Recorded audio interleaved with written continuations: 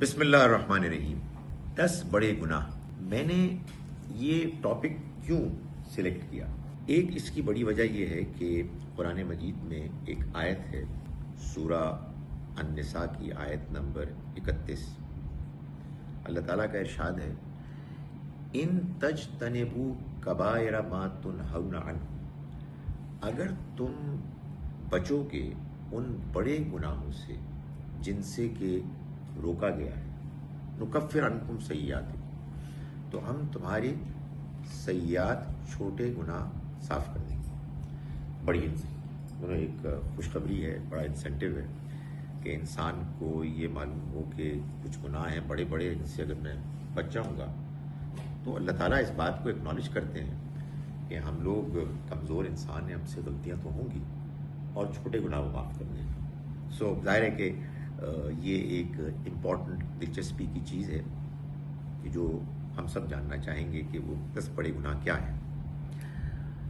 دوسرا بڑا جو موٹیویٹنگ فیکٹر ہے میرے ذہن میں، میرا یہ خیال ہے کہ اگر یہ بات سمجھ میں آ گئی جو میں آج سمجھانے کی کوشش کروں گا، تو آپ کو انشاءاللہ العزیز اللہ کی اسکیم سمجھ میں آ گئی، which I claim is so very important کہ ہم کو سمجھ میں آئے۔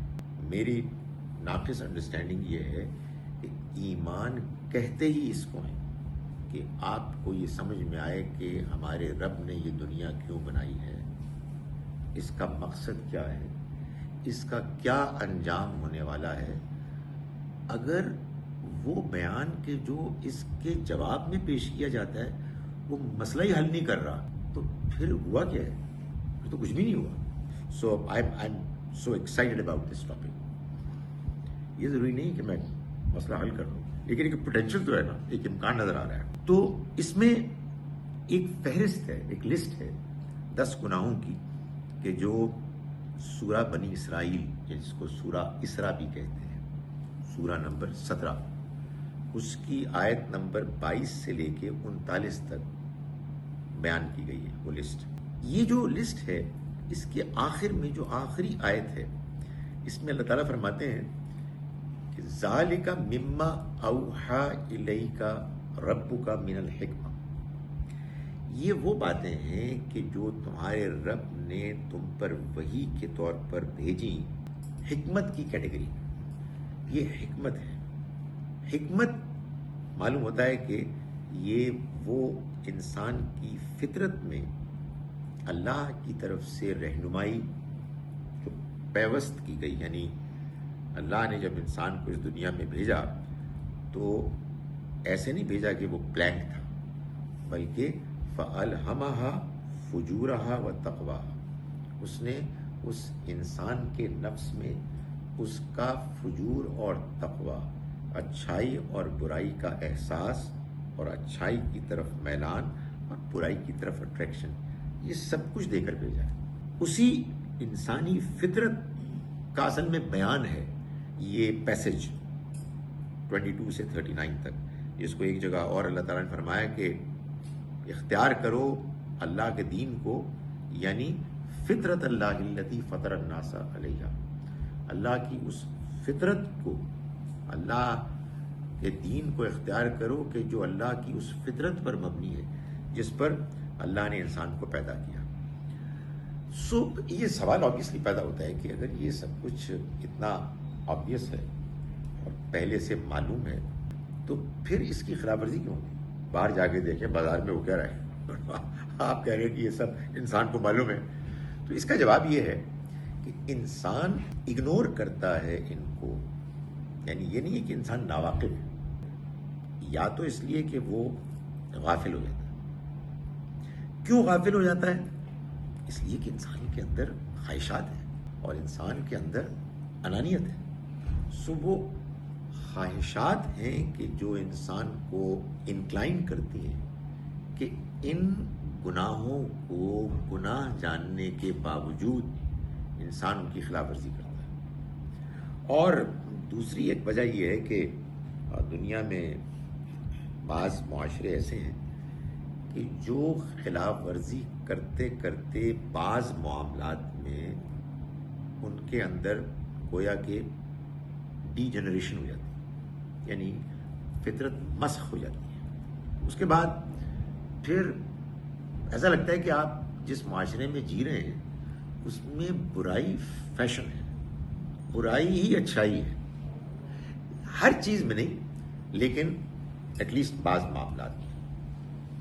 تو یہ وجہ ہے کہ یہ پرابلم ہوتی ہے کہ انسان اپنی فطرت میں ان تمام گناہوں کے گناہ ہونے کے تصور، کلیئرٹی، انڈرسٹینڈنگ کے باوجود ان کو کرتا ہے۔ اسی وجہ سے قرآن مجید نے یہ بتایا ہے کہ قرآن کا پیغام یہ الذکر ہے، ذکر ہے، یاد دہانی ہے۔ بھئی یاد دہانی تو اس چیز کی ہوتی ہے نا جو آپ پہلے سے جانتے ہیں اور بھول جائیں۔ اگر آپ جانتے ہی نہیں ہیں تو پھر تو آپ کو پڑھایا جائے گا، آپ کو سکھایا جائے گا۔ تو قرآن بڑا کلیئر ہے کہ قرآن مجید کا پیغام یاد دہانی ہے، ایک ریمائنڈر ہے۔ تو یہ بھی ظاہر ہے اس بات کو ری انفورس کرتی ہے حقیقت کہ ہم یہ پہلے سے جانتے ہیں۔ اب آئیے اس فہرست کی طرف کہ جو ان 10 گناہوں کی ہے۔ پہلی بات جو قرآن مجید نے کی وہ یہ ہے کہ وَقَضَىٰ رَبُّكَ أَلَّا تَعْبُدُوا إِلَّا إِيَّاهُ، اور تمہارے رب نے یہ فیصلہ کیا کہ تم نہیں عبادت کرو گے کسی کی سوائے اس کے۔ آپ سمجھیں کہ پہلا گناہ اصل میں اس کی خلاف ورزی ہے، سب سے بڑا، یعنی شرک۔ آپ اللہ کے علاوہ کسی اور کو معبود مانیں اور اس کی عبادت کریں، پرستش کریں۔ اللہ ہے کہ جو ہمارا خالق بھی ہے اور ہمارا مالک بھی ہے، ہم کو پال رہا ہے۔ وہی ہے کہ جو ہماری دعائیں سنتا ہے اور ان کو رسپونڈ کرتا ہے۔ اس کی جو بھی صفات ہیں وہ ایسی ہیں کہ ان میں کوئی شریک نہیں ہو سکتا، وہ ہمیشہ سے ہیں، ہمیشہ رہیں گی، پرفیکٹ ہیں۔ تو آپ کسی درجے میں بھی کسی اور کو یہ حیثیت دیں اور پھر اس حیثیت کو دینے کے بعد آپ وہ رویہ اختیار کریں کہ جو صرف اللہ کے ساتھ ہونا چاہیے، تو اصل میں آپ شرک کر رہے ہیں، دعا کر رہے ہیں کسی اور کے حضور میں، آپ جھک رہے ہیں، عبادت کر رہے ہیں۔ تو یہ سب سے بڑا گناہ ہے، اس کو قرآن مجید نے بار بار بیان کیا ہے، اور ظاہر ہے کہ پھر اس کی تفصیلات ہیں، اس کی مختلف صورتیں ہیں جو سب کی سب کنڈیمڈ ہیں۔ دوسری بات ہے وَبِالْوَالِدَيْنِ إِحْسَانًا، اور والدین کے ساتھ حسن سلوک کرو۔ والدین کے ساتھ حسن سلوک تو ہوئی پازیٹیو بات، اس کا جو الٹ ہے وہ یہ ہے کہ آپ والدین کے ساتھ بد سلوکی کریں، زیادتی کریں، ان کے حقوق کو پامال کریں، خاص طور پر جب وہ بوڑھے ہو جائیں تو آپ ان کو نظر انداز کریں، ان کے حقوق کو اگنور کریں، وائلیٹ کریں۔ اور قرآن مجید سے معلوم ہوتا ہے، یعنی دین کے فلسفے کے پوائنٹ آف ویو سے، کہ آپ کے اوپر جس کا جتنا احسان ہے آپ نے اس کا اتنا ہی حق ادا کرنا ہے۔ تو اس میں تو کوئی شبہ ہی نہیں ہے کہ سب سے بڑا احسان تو اللہ کا ہے، اس نے ہم کو پیدا کیا، اس نے یہ ساری دنیا ہمارے لیے بنائی جس میں ہم جی رہے ہیں، ہماری ضرورتیں پوری کی۔ لیکن اس کے بعد اس میں بھی کوئی شک نہیں ہے کہ اس دنیا میں ہم اللہ کے جس پلان ڈیزائن کے تحت آئے ہیں اس میں والدین کا رول، اور ہم معلوم نہیں کتنا عرصہ گزارتے ہیں پیدائش کے بعد سے لے کر بڑے ہونے تک کہ جس میں والدین کی توجہ، قربانی، سنسیریٹی، وہ سب مل کے ہمارے لیے جینا ممکن کرتے ہیں۔ اور جب وہ بوڑھے ہو جائیں تو آپ ان کے ساتھ زیادتی کرنا شروع کر دیں تو یہ ایک بڑا گناہ ہے۔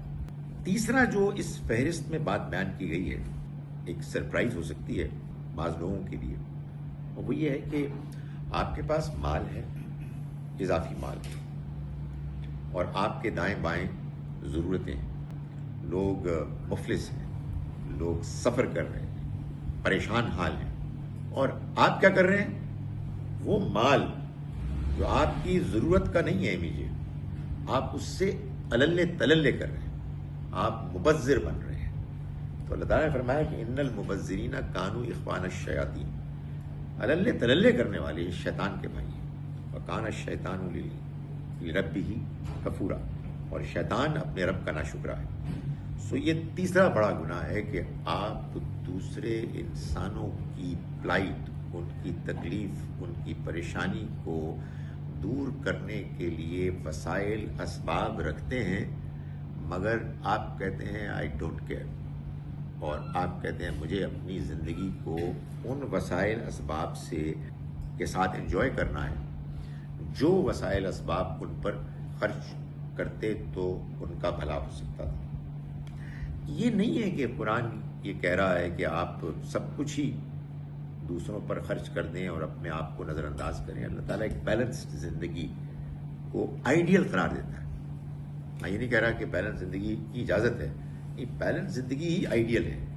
اس کو ایک اور جگہ یوں بیان کیا گیا کہ رحمان کے پسندیدہ بندے وہ ہیں کہ اذا انفقوا، جب وہ خرچ کرتے ہیں، لم یسرفوا ولم یقتروا، نہ وہ حد سے آگے بڑھ کر خرچ کرتے ہیں اور نہ وہ بخل کرتے ہیں، وکان بین ذالک قواما، بلکہ وہ درمیان کا راستہ اختیار کرتے ہیں۔ نمبر 4، قتل، یعنی کسی دوسرے انسان کی جان لینا۔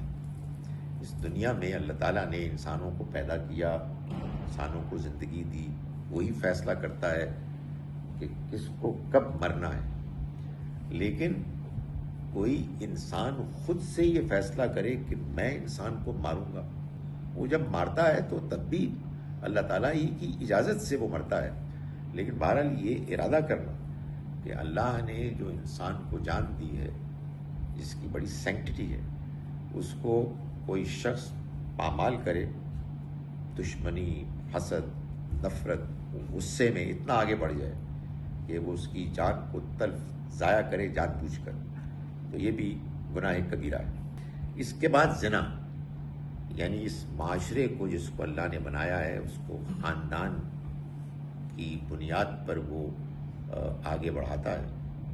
اس میں جو ایک تعلق ہے جائز شوہر اور بیوی کا، اس کو اگر پامال کیا جائے تو پھر خاندان آگے نہیں چل سکتا، بچے ٹھیک طرح سے نہیں پلیں گے، بوڑھے ٹھیک طرح سے ان کی دیکھ بھال نہیں ہوگی۔ اللہ نے اسی وجہ سے انسان کے اندر شرم اور حیا، اس کو ایک باقاعدہ اہم عنصر کے طور پر اس کی شخصیت کا حصہ رکھا ہے، اور اگر اس کی وائلیشن ہوگی تو یہ گناہ کبیرہ ہے۔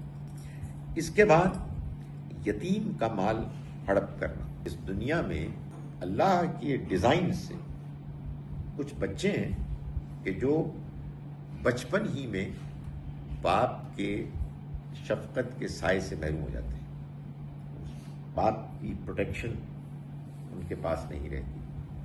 تو قرآن سے معلوم ہوتا ہے کہ اب یہ معاشرے کی ذمہ داری ہے کہ ان بچوں کی دیکھ بھال کی جائے۔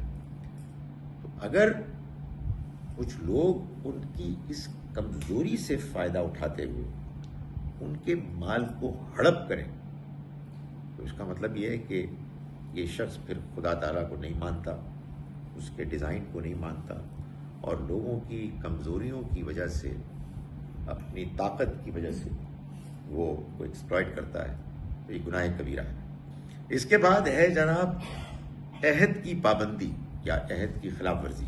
عہد کی پابندی ظاہر ہے بیان کیا قرآن مجید نے، لیکن خلاف ورزی، آپ وعدہ کر رہے ہیں۔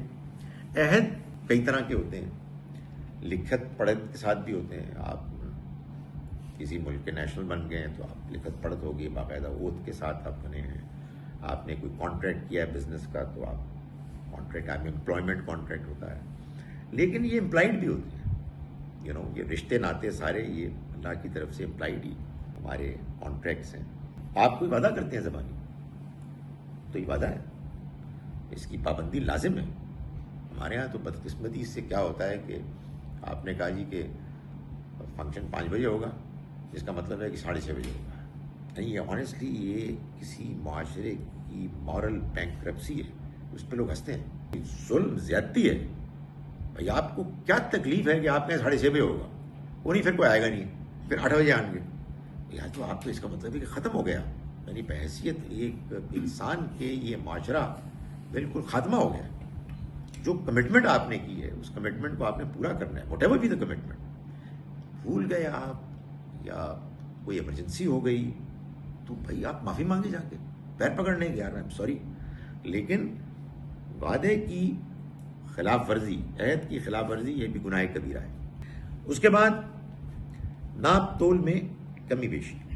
آپ بزنس کر رہے ہیں اور کہہ کچھ رہے ہیں اور دے کچھ اور رہے ہیں، بلف کر رہے ہیں اور اس سے فائدہ اٹھا رہے ہیں، تو یہ بھی ایک بہت بڑا گناہ ہے.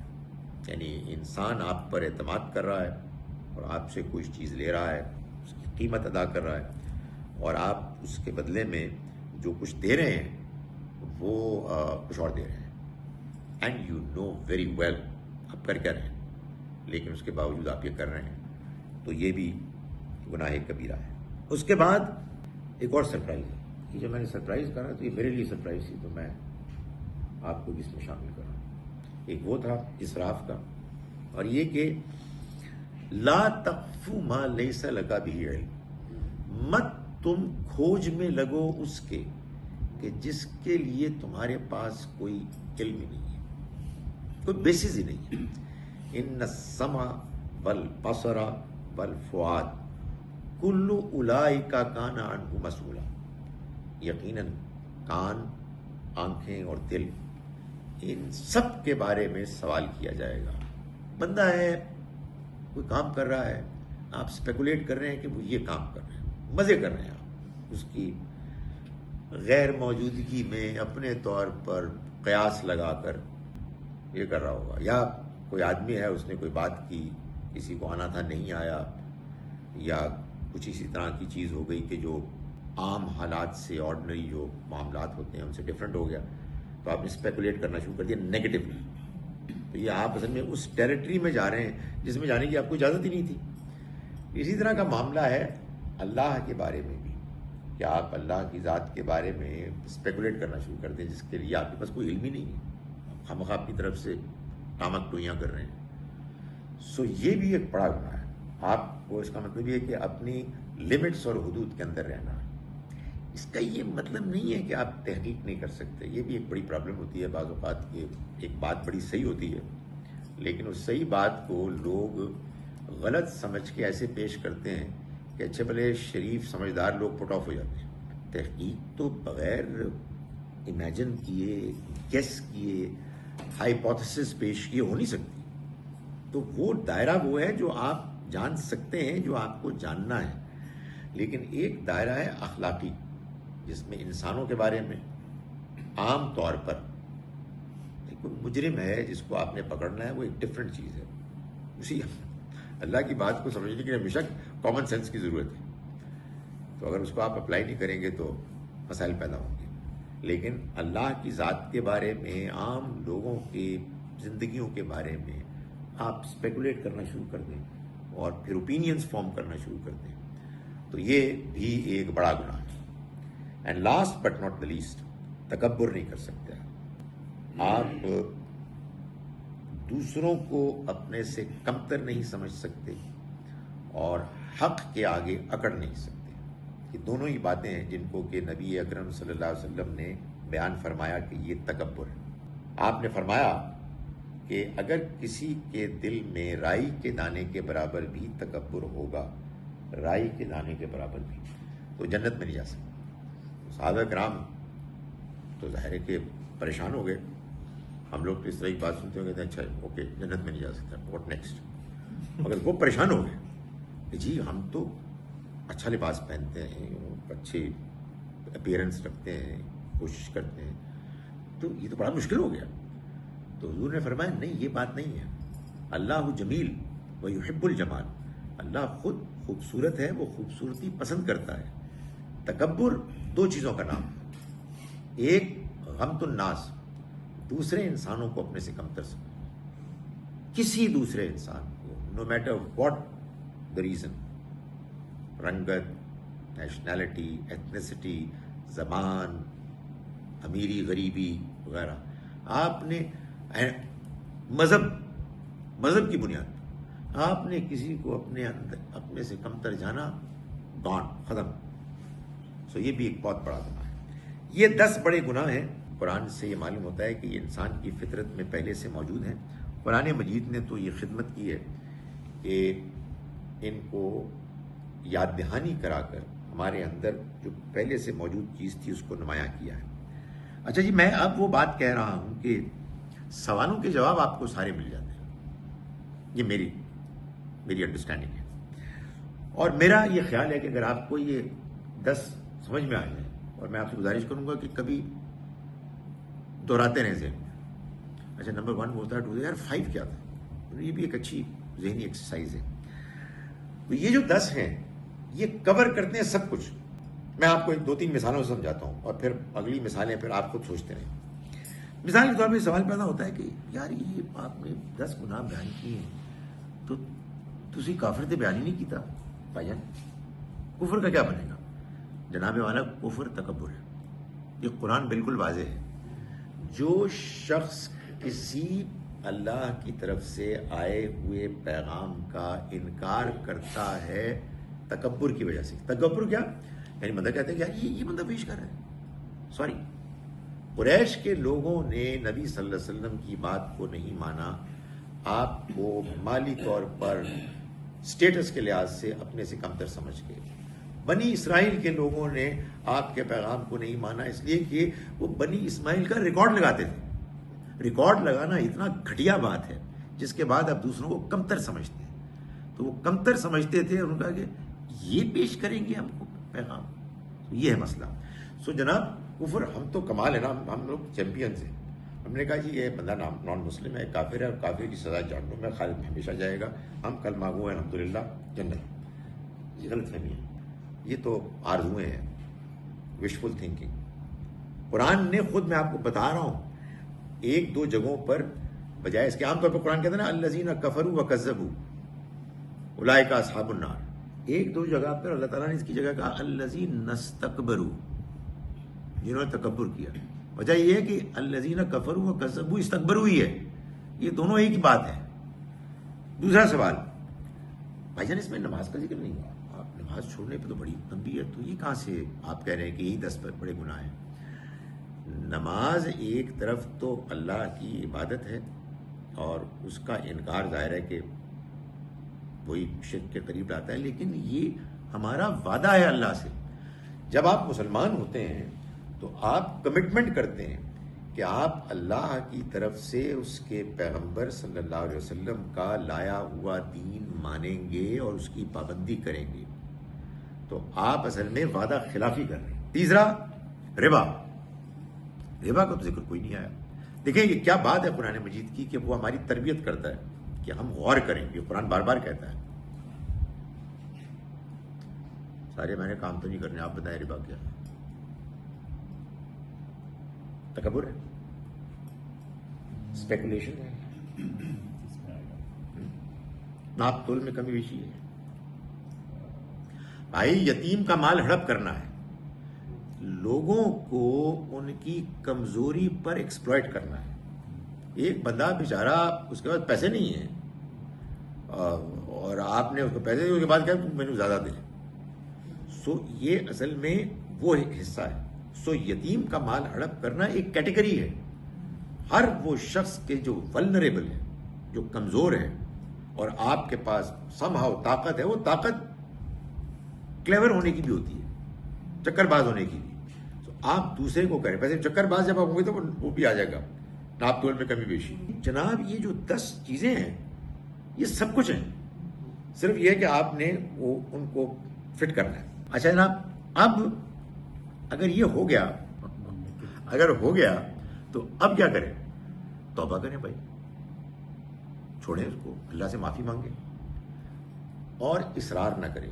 میں آپ کو بتا رہا ہوں کہ خدا تعالیٰ کا کلام آپ کو بہت ڈراتا ہے یار، بہت خوشخبری دیتا ہے، بہت خوشخبری دیتا ہے.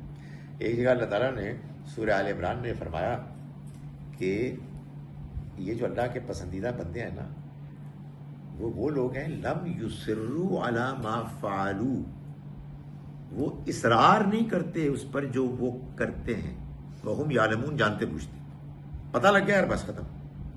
کیا بات ہے یار، یعنی بڑے بھی کر لیے تو معاف کر دیں گے، صفائی ہو جائے گی، رائٹ. سو اصرار نہیں کرنا اور توبہ کرنی. دوسرا سوال، چھوٹے گناہ کیا ہیں؟ چھوٹے گناہ انہی بڑے گناہوں کی طرف لے جانے والا راستہ ہے، اور یہ اللہ تعالیٰ فیصلہ کرے گا. دیکھیں یہ جو بڑے گناہ ہیں نا، یہ ہیں ایکسٹریم، لیکن یہاں سے یہ شروع ہوتا ہے کانٹینیوم، زیرو سے آگے چلتا ہے. تو گناہ درمیانے بھی ہوتے ہیں، کچھ چھوٹے بھی ہوتے ہیں، اور پھر آخر میں بڑے ہوتے ہیں. یہی وجہ ہے آپ دیکھیں کہ جب ہم حج میں جاتے ہیں تو 10ویں 11ویں 12ویں اینڈ پاسبلی 13ویں ذوالحج کو، 10ویں کو تو نہیں لیکن 11ویں سے شروع ہوتے ہیں، چھوٹے درمیانے بڑے شیطان کو ہم کنکر مارتے ہیں. مطلب یہ ہے کہ گناہ بڑے بھی ہوتے ہیں، گناہ چھوٹے بھی ہوتے ہیں، گناہ درمیانے میں بھی ہوتے ہیں. سو ہم فائٹ کرتے ہیں، ہم اپنی سمبولیکلی اپنے اس عزم کا اظہار کرتے ہیں کہ خدایا ہم ان کے ساتھ ان کے خلاف لڑ رہے ہیں. سو یہ وہ چیز ہے کہ جس کو کہ اس میں باقاعدہ سمبلائز کیا گیا ہے. سو چھوٹے گناہ وہ ہیں جو بڑے گناہوں کی طرف لے جانے والے ہیں، ان سے بھی بچنا چاہیے، اس لیے کہ آپ ان سے بچیں گے تو آپ بڑے گناہوں سے بچیں گے. لیکن بہرحال اللہ کی مہربانی کہ وہ کہتا ہے کہ اگر تم نے چھوٹے گناہ بڑے گناہ نہیں کیے تو ہم چھوٹوں کو دھو دیں گے. یعنی مطلب یہ ہے کہ تمہارے اچھے رویے کی وجہ سے، تمہاری نماز کی وجہ سے، تمہارے روزے کی وجہ سے، وضو کی وجہ سے، وغیرہ وغیرہ. اب جناب میں یہ گزارش کر رہا ہوں جو جس میں بڑا ایکسائٹڈ ہوں، آپ بے شک نہ ہو، وہ یہ ہے کہ جناب سارے انسان اسی امتحان میں مبتلا ہیں. ہم نے کہا کہ الحمدللہ مسلمان ہیں اب سب، یقیناً الحمدللہ. کیوں؟ اس لیے کہ بات سمجھ میں آ رہی ہے. وہ جو انسان کے اندر اللہ نے ودیت فرمائی ہے، اخلاقیات، بھائی وہ سمجھ میں آ رہی ہے، لیکن سارے انسان اسی میں مبتلا، اسی امتحان میں مبتلا. وہ اگر کفر کر رہے ہیں تو ہم بھی کفر ہو سکتا ہے کر رہے ہیں. سچائی سامنے آگے نہیں مانتا میں تیری کیوں بات مانا، 10 منٹ تو کی شے، یہ ہوتا نہیں، اکڑے ہوا بندہ اکڑ. سو سب انسان، چینی، جاپانی، ہندوستانی، ہندو، سب، everybody is being tested by the almighty. ورنہ آپ مجھے بتائیں مسئلہ سمجھ میں آتا ہے؟ بھائی اللہ کا پیغام اگر مسئلہ حل نہیں کر رہا تو پھر تو بات نہ بنی نا. سارے انسان اللہ میاں نے پیدا کیے، لیکن انسانوں کا مسئلہ حل ہی نہیں ہو رہا، یہ حل کر رہا ہے. All human beings are being tested on the basis of these principles. سارا دین، سارے کا سارا دین انہی کی وضاحت ہے، انہی کے گرد گھومتا ہے. اللہ نے قانون بنائے، قوانین بنائے، انفرادی حیثیت میں، اجتماعی حیثیت میں، تاکہ انسان ایک بااخلاق زندگی گزارے اور ان اصولوں کو اپنی زندگی میں ڈھنگ سے صحیح طریقے سے نافذ کر سکے. تقریباً آخری بات شروع ہونے والی ہے، تو فکر نہ کریں. قرآن مجید نے ایک بات کی ہے، کمال ہے یہ بات. وہ کیا بات ہے؟ اگر آپ قرآن کو اس طرح سے سمجھنا شروع کریں تو میں کہتا ہوں مزے آ جائیں. اور اگر عربی بھی آپ پڑھنا شروع کر دیں، جو میں ایڈورٹیزمنٹ پیش کر رہا ہوں، کمال ہو جائے. آئی ایم ٹیلنگ یو میری یہ ریسنٹ ایک آبزرویشن ہے کہ قرآن بہترین سیرت کی کتاب. قرآن مجید میں اللہ تعالیٰ اگر آپ اس کو سمجھنا شروع کر دیں، 7 مرتبہ آپ کو ٹریول کرایا ہے نبی صلی اللہ علیہ وسلم کے ساتھ، مختلف مراحل سے گزار کر. امیزنگ ہے، امیزنگ. میں لوگوں کو بات کہتا ہوں ان کو موٹیویٹ کرنے کے لیے، لیکن نہیں کر پاتا. اس کی وجہ ہے میں لوگوں کو موٹیویٹ کرتا ہوں یہ کہہ کے کہ تمہیں پتہ ہے یہ جو ہم قرآن پڑھ رہے ہوتے ہیں، اور مثال کے طور پر سورہ آل عمران کے آخر کیا سیکنڈ ہاف میں غزوہ احد ڈسکرائب ہو رہا ہوتا ہے. یہ ایکچولی ایسے ہی ہوا ہے. It is the purest of the pure. لوگ سوچتے ہو یار اس کی خواہ ایکسائٹیڈ ہو رہے ہیں. You know why? کیوں؟ اس لیے کہ لوگوں نے ساری سٹوریز مان لی ہے کہ وہ صحیح ہے. تو قرآن مجید کی سٹوری کیا کرے گی؟ یار کوئی سٹوری قرآن کے علاوہ 100% سرٹن نہیں ہے. میں یہ نہیں کہہ رہا کہ غلط ہے, بٹ آدمی کو اپنے مائنڈ کو ٹرین کرنا چاہیے کہ یار کچھ چیزیں ہیں جو تھوڑی سی ملاوٹ کے ساتھ ہیں, اور ایک یہ ہے جو ملاوٹ بغیر ہے. جب اللہ تعالیٰ پیغمبر صلی اللہ علیہ وسلم سے سورہ آل عمران میں یہ کہہ رہا ہے کہ پیغمبر آپ کا اس میں کوئی اختیار نہیں, ہم ان لوگوں کو عذاب دیں یا ہم ان لوگوں کو معاف کر دیں, ہم فیصلہ کرنے والے ہیں, ہم غالب ہیں. ابن معلوم میں کیا ہوا, حضور کے ذہن میں خیال آیا کہ یہ کیوں اللہ میاں کیوں پکڑے گا, معاف نہ کر دے. آپ امیجن کریں کہ کتنی زبردست چیز ہو رہی ہے. اللہ کے پیغمبر کے دل میں خیال آ رہا ہے, اللہ نے اس خیال کو دیکھا, وہی نازل کی اور ان کو جواب دیا. اینڈ امیزنگ یار, میں اور آپ اس سب کو آج بھی پڑھ رہے ہیں. آپ کو اس سے زیادہ کوئی کتاب مل سکتی ہے جو آپ کو اللہ کے پیغمبر کے بارے میں, ان کی زندگی کے بارے میں ایکسائٹ کرے. You are a part of it, a part of that journey. So میں گزارش کر رہا تھا کہ قرآن مجید نے ایک, یہ ویسے اس سے متعلق نہیں تھا, وہ کہتے ہیں آپ سٹوریز نہیں بیان کرتے, یہ میری سٹوری. تو قرآن مجید نے ایک بات بیان کی ہے, کمال بات ہے. قرآن نے یہ بتایا ہے کہ قرآن کی پریزنٹیشن کا سٹائل کیا ہے. ہوتا ہے نا کہ یہ بتایا جائے کہ یہ والی کتاب پڑھنی ہے نا, تو اس کو ذرا ایسے پڑھنا. سورہ ہود کی آیت ہے شروع کی, کتاب احکمت آیاتہ ثم فصلت من لدن حکیم خبیر. یہ وہ کتاب ہے جس کی آیات محکم کی گئی. محکم معلوم ہے, مختصر مگر جامع. آپ کہیں گے مشکل الفاظ استعمال کر رہے ہیں. بریف بٹ کمپریہنسو, چند الفاظ مگر دریا کو کوزے میں بند کر دیا گیا. ثم فصلت, پھر اسی کو ایکسپینڈ کیا گیا. کس کی جانب سے؟ وہی کہ جو حکیم ہے, خبیر. تو قرآن جو ہے نا وہ اپنی بات پیش کرتا ہے اور ہم سے تقاضا کرتا ہے کہ ہم دیکھیں کہاں تفصیل ہے, کہاں اختصار ہے, اور ان کو آپس میں ریلیٹ کریں. رائٹ. اب جو آخری بات میں کر رہا ہوں, یہ سب جو باتیں میں نے آپ کے سامنے 10 گناہوں کے ضمن میں کی, ان کا تعلق ایمانیات سے. ویسے بائی دا وے قرآن نے اخلاقیات کو اور ایمانیات کو دونوں کو ملا کر حکمت قرار دیا. یہ حکمت ہے. لیکن کیسے؟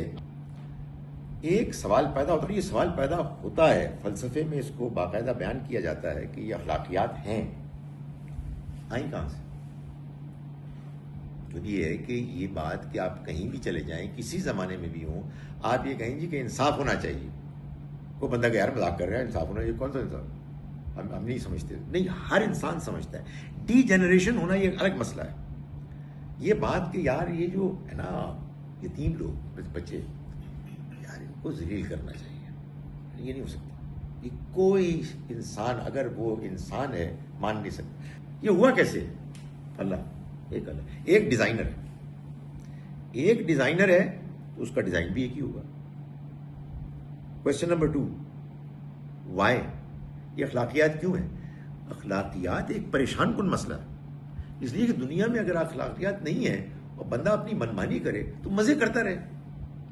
تو یہ اخلاقیات تو تنگ کرتی ہیں. جھوٹ نہیں بولنا, بھائی جھوٹ نہیں بولنا, آپ مارے جائیں گے, آپ پیسے نہیں کما سکیں گے, آپ پاپولر نہیں ہو سکتے, پاپولر ہونے کے لیے بہت جھوٹ بولنا پڑتا ہے, اور فلاں فلاں وغیرہ وغیرہ.